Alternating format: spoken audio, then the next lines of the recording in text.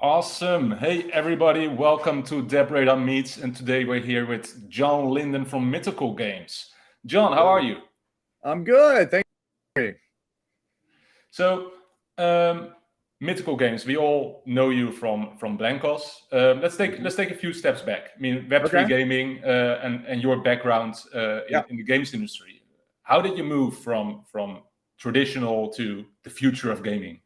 Yeah, that's a great question. So I'll try and make it fairly quick here. So started off my career at Activision Blizzard. So I really started on the PC console side. I was one of the studio heads for Call of Duty. So got to do just an amazing opportunity to work in that franchise. And honestly, at Activision, I was really pushing the mobile agenda internally back in 2013, 2014.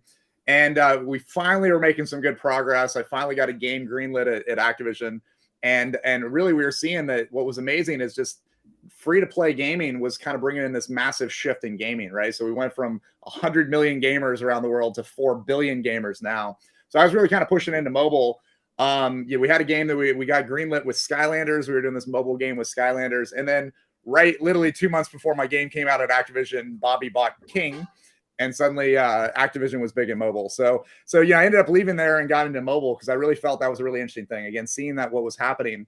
And there's even another transition happening there too, right? To where we thought kind of the democratization of game access is starting to happen with mobile and free to play. We kind of saw this new shift with democratization of content, right? You had things like Roblox and Minecraft and all these platforms came out to where there's more stakeholders than any one studio, more content than any one studio could ever make, right? We started seeing groups from esports and influencers and brands, and all these groups were building content in these online worlds. And really, so I had a studio called Seismic. We made a big game called Marvel Strike Force, which did really well. We did a Magic the Gathering game, but we were always experimenting with what was next, right? We got the honor to build the Millennium Falcon ride for Disneyland. We did a Jeopardy game with Sony that won an Emmy. It was a lot of fun to kind of push the bounds of what comes next. And when we sold that company to Niantic in 2018, really, I was seeing the next phase for us was the democratization of the game economies now. How do we bring all these stakeholders that are bringing their IP and value, how do we bring them directly into the game economies? And that was really the thesis of Mythical. It wasn't necessarily as much about blockchain initially. It was really solving the problem of how do we kind of bring these stakeholders together and how do we bring new business models that come out of that are also exciting for gamers. So we started with that. And then in 2017, started playing around in the blockchain space and ended up buying, hundreds of dollars of these 2D images of cats. And I'm like, that's really interesting. So we really love that space. We thought it was a great core fundamental tech. And one thing we set out to do at Mythical was how do we use that tech stack, but really bring it to a gaming friendly audience, right? There's 4 billion gamers. They lose their password every single day. It seems like it's this amazing skill that gamers have to lose their password. So I didn't think they were quite ready to take on private keys and seed phrases yet. But we think the concepts of blockchain will become more and more prevalent within gaming over the next decade. So that was really the transition. And that's awesome. And with Mythical, now you on your website you talk about the Web3 gaming experience. Yeah. What does that mean? So for us, we've never really been in this for flipping an asset, right? I mean, that's what a lot of the industry is right now, buying and selling, buying and, flipping, get rich quick. There's been a lot of those trends that have kind of come up with the PFP, P projects and NFTs. That really wasn't what it ever was for us. What we thought was we've seen gray markets, people trying to sell digital assets for decades, right? I mean, it's happened in South Korea, it happened on eBay, right? And for us, it was really about how do we take these digital assets? How do we provide a safe experience to transact, right? But then more importantly, what do you do with them? How do you change that game experience? Like if you're just adding the ability to buy and sell, that's not super exciting. For us, it was really what comes next? What is the gameplay that can only be done when you have sellable digital assets, right? And so to us, that's the Web3 gaming experience. We're really focused on that utility of what do you do with these, right? And how do you bring that into these massive online worlds? So for us, we think it's really powerful. I think every game you see, we're going to push the envelope a little bit more. Blankos was the start. And then I think what you're seeing from Nitro Nation and NFL Rivals is going to be pushing the envelope a little bit. But it's all about the gaming experience. Yeah, so good that you touch upon Nitro Nation and NFL Rivals, John. Before we jump into those games, to everybody who's checking in, you can ask questions drop them in the chat on YouTube, on Facebook, on Twitch. They will show up for me, and I can ask them to John. So feel free, ask your questions. So, John. Yep. In recent weeks, you've revealed 2 games, NFL Rival and Nitro Nation. Let's start with Nitro Nation. Okay. What is this game all about? Yeah, so Nitro Nation is exciting. We've actually loved these 2 genres, and we've kind of strategically picked genres we think are really interesting, right? And I think the things we've seen work very early on are, things that can have collaborations. There's real life tie over. I think that's worked really well with Blanco. So we wanted to kind of go deeper into that. We felt like the racing genre and the sports genre were 2 of the verticals that would do really, really well with this. So Nitro Nation was a game. We wanted to find a studio that really knew the space. So we partnered with a company called CM Games out of Estonia. They have a franchise right now called Nitro Nation. And I think that current franchise, they've had 84 or 85 million installs on that franchise over the last 6 or 7 years. And we were like, that's really interesting. They know the space, they know the genre. Let's see how they feel about kind of some of the concepts. So we started talking to them about 2 years ago. And the idea was, how do we take this amazing franchise and how do we retool it into this new economy to where it feels very seamless, right? And I think we're coming up with, there's some really, really awesome concepts that are coming out of this that we're excited about. So obviously, one of the big challenges we've been thinking about is we didn't want this to be pay to win, right? We didn't want you just to be able to come in, drop a couple $1,000 and you can beat everybody in the game. And I think what we've ended up with is really great to where there's so much customization around a car, for example, right? You'll be able to see soon you can customize anything about this, the ground effects or spoiler kits or after body kits or rims or really anything you want. And even then you can even tune the cars to where you can tune all the parameters of that car. So that's pretty cool. Now you can go very, very deep. You can be entrepreneurial in building and kind of customizing these cars, and you could even sell it to somebody else. But you still have to be able to play the game, right? So just because you have that car doesn't mean you're going to win. You still have to play it. There's skill involved with these cars. So we're really excited about things like that. We've been working on some new game modes. We love the idea of using concepts like smart contracts. I can lock my car against your car and you're racing for pink slips, so to speak, right? I can steal your car away from you if I beat you. And I think that's going to shift a lot of competition. It's going to change that PvP experience quite a bit. So we suddenly have this great formula of having cars that are highly customizable. I think we've announced a bunch of the brands already. We have Pagani in the game. We have VW in the game. I mean, there's probably, I think we have about 65 models already ready. I think we have about another 150 that we're working on right now. So there's a lot of content you can pull. We wanted to pull this new experience to where you can go very deep into these cars. You have different ways of playing. We also introduced a concept called workshops. So workshops are kind of like the garages where you have to take your cars to get upgraded or you have to get them repaired, things like that. Players can own these workshops, right? And you can have more control within that game. So we're really, really pumped. It's a mobile game. We've been working very heavily with the main, the first party platforms there. We meet with them almost every other day or every other week.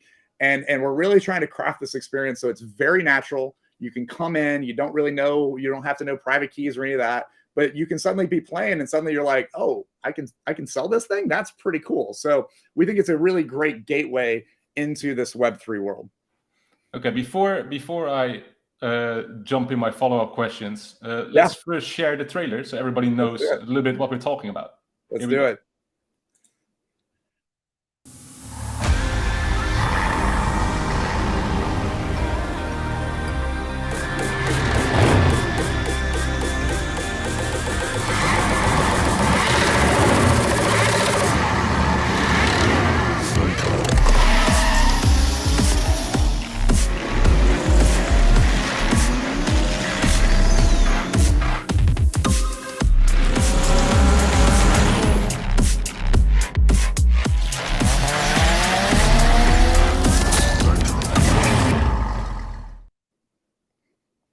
Awesome. That kind of, I have to say, that kind of reminds me of Need for Speed, like 10 years ago, when it was all about street racing and pimping your car and that kind of stuff. Yep. So it's a cinematic trailer, and we're definitely the models are coming from that.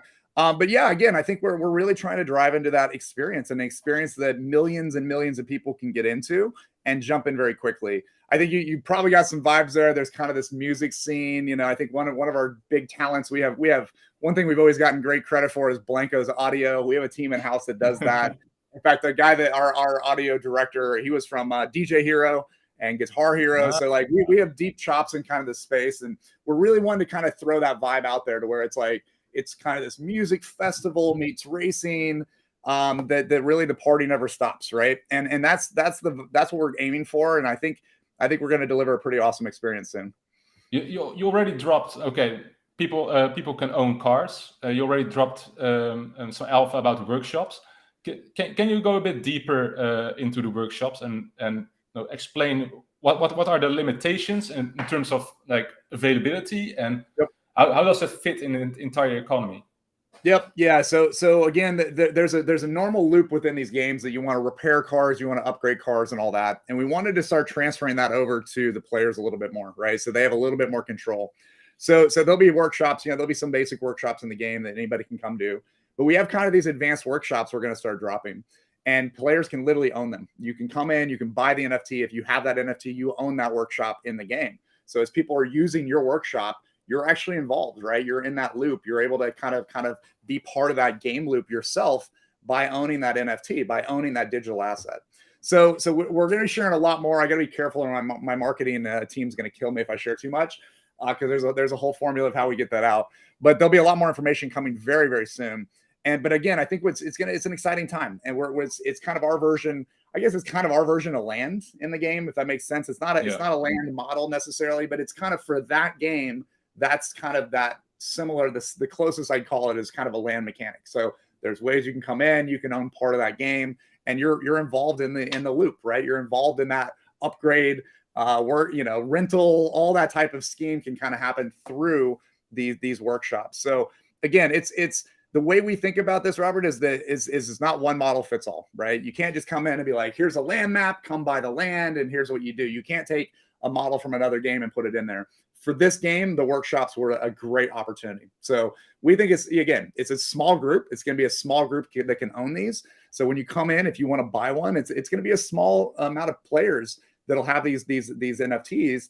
And that's by design, right? To where you can suddenly have the best things to go. We're introducing concepts called social clubs. So once you have them, if you start building your community around your workshop, you start getting more and more opportunities within the game. So it's again, for this game, it's kind of our land mechanic, but we're really excited on where that goes. And I think there's going to be some really fun stuff that comes out of that. And again, it changes the experience for a lot of players to where they can go very deep into the game. And without putting you against your marketing team, but as a workshop owner, do you need to be active? How involved do you need to be?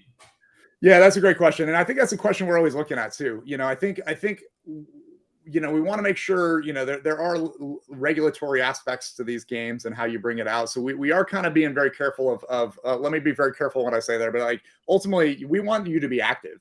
But owning it gives you a lot of really interesting benefits within the game, right? So for us, it's kind of this combination of kind of having land. You don't have to build it up. You're not having to like build a world. You own it, and then you can basically interact with the new level. So almost think of it as almost like maybe like a tokenized guild leader in a way, right?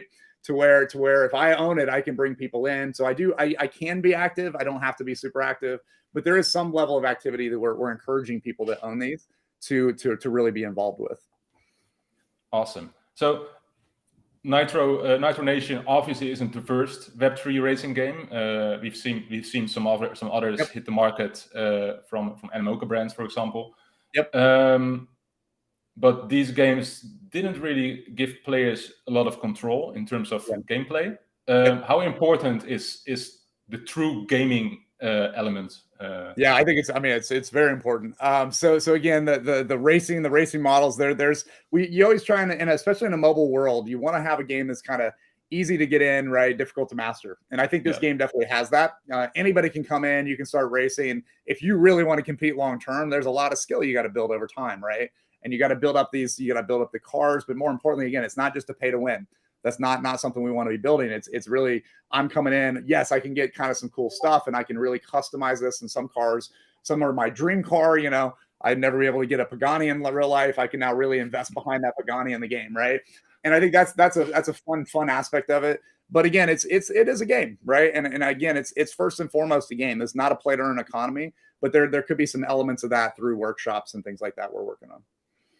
And one of the hot topics coming out of October have been the restrictions from Apple towards crypto and NFTs. You're making a mobile game. Yep. How do you tackle this, and where do you see these restrictions from the tech behemoths going? Yeah, so here's the way I put that. I gotta be careful a little bit. We're very active partners with Apple and Google.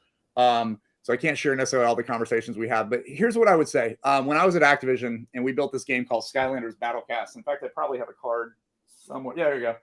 So we did these cards, right? So we did a game called Skylanders Battlecast, and we actually sold physical cards. And I don't know if you can see that, but around the edge of the card, there's a little dot pattern, right? And you can see that on there. And basically, it's a QR code. It's a built-in QR code into the art. So our model was at the time was like, hey, Skylanders does incredibly well in retail, right? We were doing $1 billion a year in retail sales at Toys R Us and Walmart and Target and all these groups. So we're like, let's use that advantage we have and let's sell physical packs of cards in retail that you can scan and become digital assets. And when we first went that to Apple back in 2014, they're like, whoa. What's going on? You're going to sell in the store and you're going to use our game as the platform. And we're like, yeah, that's what we want to do. And they're like, well, we got to work through these policies. And what we ended up doing, I mean, Apple was very great and Google was as well in terms of like coming up with a rule set that made it work, right? They didn't want you to completely bypass them, and understandably so. But they also wanted to make it work. And so we ended up doing a deal with them where it's like, cool, you can sell these in the store, but whatever you sell in the store, you have to also offer in the game, right? And that's to be price parity, right? So if you sell a $20 starter pack, we need a $20 starter pack in the game. And that's just an example of how they work. And it was great. We were able to do that. And we were able to kind of work it out with Apple and Google. I think the same thing's about to happen with NFTs, right? So the whole concept of, do you have to pay the 30%? Yes, you do. That's just, you have to build that into your model, right? So there's certain things that won't work with, right? If you're buying a real token, you're not going to buy Bitcoin and have to pay them 30%. That's just not a model that'll work in an app. But I think what we'll see is we're working it out with them. We've done some things. We're going to hold back some of the NFTs, right? To where it's like, cool, we'll sell those in the game, right? And there's ways to work with them. They're big and they have a lot of power, but they can be very reasonable if you're really doing something great, right? So they don't want you to just sell everything outside, and go make all the money yourself and bring it into the game. But they are, but they're not super restrictive either. So I think Apple's going to be a friend to most game developers. I think Google will be a friend to most game developers, but they're also protecting the consumers, right? And that's their job. So you can take it how you want, but I think it's a big win for the industry. It's an opportunity to get access into billions of people. Yeah, awesome. So Nitro Nation is kind of new. Like you announced it less than 2 weeks ago. Yeah. What does the roadmap look like for Nitro Nation in the weeks and months to come? Yeah, so we're working very hard. I mean, it's a very playable game already. We play it. We have a lot of fun with it here. CM Games is an amazing studio. I can't talk highly enough about Vlad and the team there. So it's been an amazing collaboration with them. Game's playable right now. We're definitely working through a lot of these concepts, right, to make sure it's well. We're working with Apple and Google on how this all plays together. And I think for us, we are going to do a pre-sale fairly soon on these workshops. So we're kind of starting with the workshops. It'll probably be an opportunity to start getting into some of these really awesome cars before that. And I think we're aiming for very early 2023 to have the game in soft launch. And we are kind of following a more traditional developer perspective on that, right? So we'll have a very small technical beta, join the community. There'll be lots of opportunities to get involved. We're going to do the workshops first. We're going to kind of get into some of the other drops as well. And then the game will go into soft launch in very early 2023. We'll take a few months to get the kinks worked out, get the distribution, the UA, all that stuff like you would a normal mobile game. And then we'll have a worldwide launch, probably in Q2 is kind of where we're aiming, but that's kind of where we're at. But you'll start seeing this game. I'd say the game will be in players' hands very soon. So we're we announced this one pretty late by design. I think we're still working on some of the car manufacturer agreements and stuff like that. We're getting tremendous feedback from them as well. So it's coming quick, which is exciting. I mean, we've been working 1.5 years on this game together. So it's we actually think this is where the industry is going to go to, right? There's a lot of like announcing very, very early, and then it's like, cool, game will be in like, oh, I'm sure it'll be next summer, right? And it's like, oh crap, these things take years to make, right? We've been working on this one for years already. So we're excited. That's actually a fresh take on things. Again, like traditional games industry where you come from, it's pretty common to keep things on the wraps until let's say 2 years at the earliest, but most of the time 1 year in advance. So right now, seeing you guys announce Nitro Nation and now telling us we can play it early next year, which is in 2-3 months, by the way. That's amazing. Yeah, it's definitely coming, and again, we really encourage everybody to jump in the community. It's going to go quick. I'm really excited about these workshop drops. I think it's going to be really fun to kind of get into that, get into that mode, and that's going to be kind of our OGs, right? That's the group that's really going to drive a lot of this community. So we really encourage everybody, come by one of those workshops. Come join the community. There's going to be rapid fire information about the workshops, about what's happening, and then it's going to fall into kind of 2023. You'll start seeing a lot more opportunities to interact with us in the game, getting the soft launch, all that. I was going to try and show real quick here if I can. So I mean, I can actually show. I mean, like it's here, right? I mean, it's all working right now. So there's actually like the game is playable right now. So that it's exciting. So we couldn't be more proud of this game. Understandably, but there's something else you can be proud of, and that's NFL Rivals. NFL Rivals, yeah. So NFL Rivals has been announced. What, 2 days ago, 3 days ago? We announced we technically announced it I think in June. But we've been really starting to show the gameplay. That's been a big key thing for us. Yeah.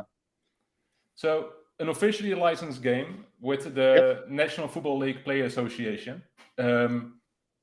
Obviously, like everybody thinks, okay, this is going to be a type of Madden NFL game with NFTs. Yep. What is it really? Yeah, so let me back step when we had the conversations. We've been talking to the NFL for a long time as well. NFL is such an amazing organization. They have an amazing affinity to the teams, to the players, to the league itself. And I think when we approached the NFL a couple of years ago, we wanted to really bring out an experience with a brand like the NFL that, again, is something that a same type of formula, super accessible, right? They have a video game. I'm sure people have heard of a small, tiny little game called Madden, right? It's on its 34th year or something like that, right? So we weren't trying to come out and replace Madden. That's never been the goal. But Madden's a very hardcore game, right? It's to me, it's as hardcore. I mean, it's maybe even more hardcore than like a Call of Duty is, right? In the sports world. So it's a fairly small audience overall. I mean, in the single millions of players, with mobile, maybe in the 20 million range. But we wanted to bring out something that was very accessible, right? So that was goal number one. How do we bring out something? It's super fast paced, a different style of game. We kind of leaned into the arcade kind of visual style, like kind of crazy fire passes and stuff like that. I think as consumers ourselves, we really loved like that, those NFL Blitz days, the NBA Jam days, and we wanted to bring out something different. But again, very accessible. You're controlling a lot of the plays. You're calling the plays. You're controlling some of the players. It is a 9v9 game. And what we talked to the NFL about was we said, hey, we want to have an experience with the NFL.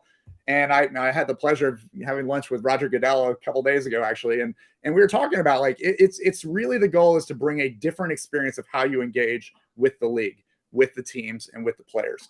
So what we've ended up with is we have 2 levels of NFTs that are going to be throughout the game, 2 levels of these digital collectibles. One are these helmets, the Rarity League helmets, right? And the Rarity League helmets are basically being brought in the game, again, as like a tokenized guild. So I can kind of come in at that team management level, right? Or I can come in as a free player and I can build my team. So I'm actually building my players. I can collect collectibles. Some of them are NFTs, some of them won't be. I can level them up of all my favorite players and build my fantasy team that I'm out actually playing and leveling them up. So the idea now is that you can come in as a free-to-play player and be a general manager, or you can come in as a team owner and go recruit the general managers to play for my team, right? And now we're competing in this second level of the game. So I can play at that level, or I can play and try and get recruited by the best teams to compete at that level. So it shifts the dynamics. We have a lot more to show on that one too. I think we're really leaning in. We have some really great discussions with companies that are very well known in the collectible space. We're kind of working with them on some new concepts of what that looks like. We're working with the PA of how do we get the actual NFL players involved in the game? How can you interact as a fan with the players in the game? What does that mean to my collectibles? All that. So again, the game is equally about having a fun experience that we want to do as well, right? We want to be consumers of, but also how do you shift that engagement with the league, with the teams, and all that. And that's one thing I think, if you've seen the helmets are not, we're officially licensed with both the NFL and the Players Association, but it's not slapping a Rams helmet or Rams logo on a blue helmet, right? We really wanted to drive into that fan culture, so that if you own one of those Rams NFTs, they're driven by fan culture, right? There's horns, right? There's the craziest one is we worked now with all 32 of the teams, which is not something we knew we were going to have to do. Working with $32 billion organizations has been quite the experience, but it's been amazing. And they give us a lot of feedback. They're like, I don't know if you've seen one, probably the rarest one right now in the Rams that sold out was this watermelon helmet. So it's literally made of a watermelon with these crazy gold horns. And at first I was like, do you want a watermelon helmet? Like, what does that mean? And then you read about it, search Rams watermelon fans. There's fans that wear watermelons to the games, right? It's a local culture thing.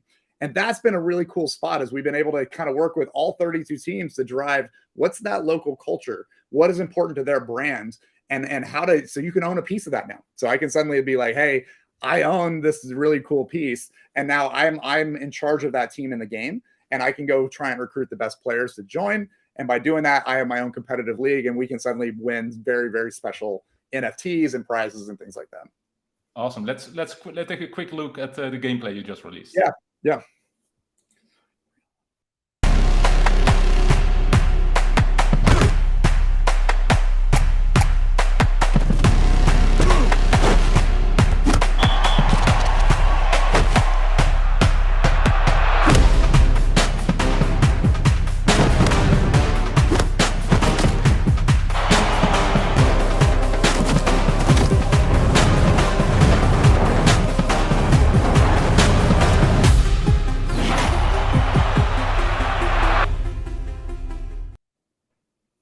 And there you had the helmets, or at least the helmets at the end in there. So again, what I'd say about that's pre-alpha footage. So if everybody knows pre-alpha, animations will shift.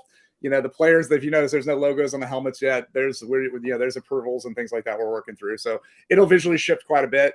But you kind of get the feel of it, right? The animations and the effects, all that stuff's going to change, but you're in control. You're coming in, you're playing the game, you're building your team, you're building your playbook, and you can actually actively play your team. And I think that's going to be great. Again, very fast matches. I think one match is roughly about 2 minutes. So it's a game you can pick up, play a couple matches, set it down, pick it up again a few hours later and play a few more. So we're excited. Again, I think you'll probably get some vibes of some of these kind of nostalgic type of sports games. That's hopefully what you're getting, because that's what we're trying to put into it. And again, it's going to be a really fun game. Again, going to come to mobile very early next year. So talking about those nostalgic games, like NFL, typically American, NBA also, like, even though like DappRadar is from Lithuania, we have many basketball fans, but generally I'd say basketball is not typically European. But NBA Jam, loved it as a kid, still do. So seeing this and seeing that typical arcade gameplay makes me think, okay, that's something I can get into. That's something I can play, and I can't wait to have that voiceover guy from NBA Jam going boom shakalaka, than in NFL Rivals. Just wait for the next trailer that's coming out. We got some guests that are going to show up. I think it's going to get people pretty hyped. But again, it's exactly that. And if you see the helmets coming in with mohawks and earrings and sunglasses, it took a lot of. I mean, honestly, it took a lot of trust by the NFL, because they are such an amazing company and it's such an amazing brand. I can't thank them enough for trusting to hey, let's kind of push the brand a little bit. Let's change it up a little bit than a traditional Madden game or something like that. Which again, that game is an amazing piece. We're not trying to replace it. We're just trying to do something new with the brand. So we're excited. Again, a lot's going to change there. I think there's going to be a lot of surprises coming out. We are selling the other 30 teams. So we sold 2 teams earlier. We did the Rams and the Bengals, the 2 from the Super Bowl. We sold those. Those are gone. And what we're doing is basically, this is actually a challenge I think the industry is going to have. We wanted to have a certain amount of these guilds, so it's competitive in the game, right? If I have 10 million people in this game, I need it to be competitive, right? And it can't just be like, cool, we sold 500 of these, and 300 of them are held in a wallet somewhere, and there's only 200 available to 10 million people, right? So we did. It's been a challenge I think we had, and I think we've got a good. I think there's communities responded well to it, but we are setting. There'll be 2,500 of each team, 32 teams, 80,000 total. We're only selling a third of those now, and then so a third of those will sell. 2 teams are already done, so you can't get those right now. But the other 30 teams, are dropping November 15th, and once those are gone, they're gone. And then what we're going to do is we're going to tier them up. So the next third will come out when we hit 2 million installs in the game. So if the game comes out and we didn't hit 2 million installs, there won't ever be more than that, right? But once it hits 2 million, we're going to do the next third. Once it hits 4 million, we'll hit the final third. And we think that's the right balance of supply and demand to really drive great ownership of why I want to have one of these things, but also not flood the market too early, right? So these are the challenges I think companies are going to have to keep thinking through is, hey, one of 10,000 might not work in every scenario, but if you flood it too early, you're going to have too much supply. So I think we're working through that. We're excited about the game. Come check out it's rarityleague.com is where you get those helmets. November 15th is going to be the next big drop, and we're super pumped. There's going to be some really fun ones that come out of that. So yeah, and I think like NFL Rivals as a product, sports is huge in the world. Fandom in general is a collectability is big. How do you tackle the issue of Web3 and how do you make this approachable for people without scaring them?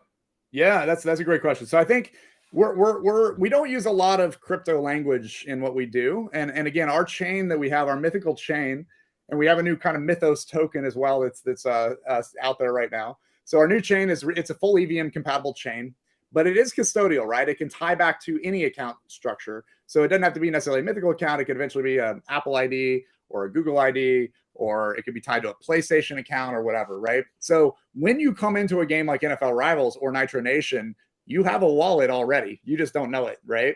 And as you get NFTs or you get currency in the game, that's on chain in your wallet, right? Now, at some point, if you want to go sell that, then you have to make sure you convert it into a full real account. But a lot of players, if you look at the traditional mobile, only 5% of the players actually ever buy on a great game in mobile. The other 95% are just kind of there to have fun in the games. And we think that same thing is going to happen. We think a lot of wallets, they'll be collecting and trading within the game itself, but they're not necessarily going to go sell it in a marketplace. They might trade it to another player within the gameplay, but they might not cash it out, right? They might not want to put it in a DeFi scheme. They might not want to put it in a MetaMask account. That's okay. And we're building it that way. So honestly, we could bring in 10 million people into that game. Probably 80+% won't know that there's even a blockchain involved. And that's, again, by design, and that's fine. But what we'll start seeing is out of that 20% will, and we've added things like bridges. So cool, if you want to take a player out, if I want to take Patrick Mahomes out and I want to go sell it on OpenSea via MetaMask, I can do that. I can bridge it out. But that's we have a bridge right now in Blankos, and it's a small amount of players that actually want to take it off chain and take it out of the game and go put it onto OpenSea, right? So they just want to kind of do it within the game experience themselves. So we've set it up that way. I think we have a good shot that we'll have 40, 50 million wallets next year, right? And I think what that allows us to do is that's now 50 million people. We can slowly introduce additional concepts of Web3, right? We introduce them and they'll start seeing stuff on DappRadar. They'll start seeing what this means. And hey, wait a second, there's more to it than the game. That's awesome, right? So we definitely view this as a way to onboard people, but we also want to make sure there's no friction involved. Yeah, it's funny. With Blankos, you had this NFT you sold on OpenSea, or it was 2 or 3 of them. Yeah. I actually bridged them back to your ecosystem. Oh yeah. So I can just see them in my wallet in Blankos. Yep. Yeah, and we've tried to make that as seamless as possible. I think the new chain even will do that better, right? Because it is an EVM chain, right? And I'd say Robert, right now the way we kind of view the world is we think custodial's right. Apple and Google, Epic, all these guys, they appreciate the custodial side because again, it's a big industry, right? The idea that I lost my private key and suddenly I lost Zelda, that's scary as hell for the industry, right? That could have a big negative effect for the industry. Like, what do you mean I lost Mario? What do you mean I lost my Call of Duty my Call of Duty level because I left my key somewhere, right? So we've started off very safe with custodial accounts. We then added bridges, right? So if you're an advanced player, you can bridge it out. And I think you'll see us go, we've built the chain so it can go full non-custodial when the players are ready, right? So I think we will eventually turn over private keys to players. And for us, that's the way we kind of view it. But I think we can get 50 to 60 million people into that custodial side and then slowly move them into tens of millions into a non-custodial within a couple of years, right? Yeah, so you're so by keeping it non-custodial, keeping custodial, you hold on a little bit to the Web 2 experience. A little bit. There's a little bit there, and we're okay with that, right? We've been called to Web 2.5, you know, like sure, Web 2.5. I think we're more like Web 2.7. You know, we're not quite to Web 3, but we're getting there, right? So I think that's something we're definitely looking at. Yeah, I think it's, you know, like I said, I think there's some great stuff happening. So. Being wary of your time, I know you have a busy day ahead of you. Last question. So in traditional gaming, like success metrics are pre-orders, of course, number of sales, Metacritic review scores. Like I guess that's about it. Those are critical. How will that change in Web3? How do those elements change for you at Mythical? Yeah, I mean, somewhat it does, somewhat it doesn't. You know, I think one thing, you know, Blankets is on the Epic Game Store. You know, that was awesome. We were the first company to be there. We've seen a tremendous amount of growth from installs and from players from now that we're on one of those stores. I'd say we're having similar conversations with other platforms. We're trying to get them there as well. But I mean, some of those metrics are the same, right? We got rated, I think we're at 4.2, 4.3 out of 5. You know, just about the same as like a Fortnite right now on Epic. That's awesome, right? A Web3 game is being rated almost the same score as a Fortnite right now. That's a great experience, right? So we're definitely looking at a lot of the traditional KPIs. I think what's really interesting is we're a little bit further than some studios out there. There's a lot of great studios. We talked to a group that they're former Ubisoft guys. They're building an amazing new game. They're starting to learn, oh crap, there's a lot more here that we have to think about, right? KPIs are different. And that's probably the most exciting part of what we've seen, right? Players feel more ownership. They have a tendency to spend a little bit more than other games, right? Which is a great metric. But what's really fascinating is the traditional KPIs don't necessarily work for success, right? In mobile, as an example, they have KPIs at day 1, day 3, day 7, day 28, right? Those were, you lived and died by that. Like if a player was out at D7, they were gone from the ecosystem. You could literally live or die by that data. What we're seeing is it doesn't follow that, right? They might not come back on day 7 in the game, but they're still coming back to Discord. They're still interacting with the community. They're still buying and selling in the marketplace. And then they come back on day 13, day 14. So we've had to come up with kind of 2 levels of KPIs around retention. We're looking at new ways of how you kind of measure ARPU, all these types of metrics we're seeing kind of a new Web3 version for. And it's something, like I said, I hope we can talk further with DappRadar. I think there's some great stuff that we can work with. You guys are great to kind of start aggregating that data. I think DappRadar should eventually become the next sensor report or the next App Annie for the industry, right? And I think you guys are doing some great stuff, but you're going to see some additional KPIs come out. And we're already hearing other developers that are now talking to us saying, hey, any chance you could help us? What if we build on your chain? What if we build in the marketplace with you? And we definitely want to support that. And I saw a question come in. Can we see our new blockchain on DappRadar anytime soon? Well, I definitely hope so. We're definitely wanting to talk to you guys. That new chain will be going live. Actually, it's in testnet right now. It's going to be going live very soon with the Mythos token, but kind of securing it. And it's going to be going live for the NFL and NFL rivals and for Nitro Nation for sure. Awesome. Thank you very much, John, for your time. I know you're a busy man. Very much appreciated. Great talking to you and learning more about NFL rivals and Nitro Nation. I'd be happy to have you on board later on again for a follow-up chat when those products have hit the market. I'd love to do that. Yeah, I'd love to do that. And like I said, please, everybody, please join the communities. There's a lot more information coming soon. I think you're going to see rapid fire from both of those games over the next month or 2 here. But opportunities now to jump into the community, get involved with us. We're excited. We're committed to making these amazing products that really hit that mainstream. And yeah, I'd love to talk more, Robert. We have a couple other games under wraps still that we're working on, and hopefully we'll have more announcements in the next 6 or 7 months, probably on those new games. So awesome. And for everybody listening in, November 15th, right? November 15th will be NFL Rivals, and then December will be the first time for Nitro Nation. So it's coming shortly afterwards. But yeah, November 15th is the next step with Mythical. So please come check it out, rarityleague.com. And then nitronationworldtour.com. You can kind of jump in the Discord. We've seen huge growth. I mean, we just launched that Discord. I think it's already at like 12,000 people in the last week. So it's definitely getting a really strong early community. But come support our games. Thank you so much. And yeah, hopefully we'll be fully integrated with DappRadar soon too. Awesome. Thank you, John. Awesome. Everybody, thank you for tuning in. All right. See you next time. Take care. See ya.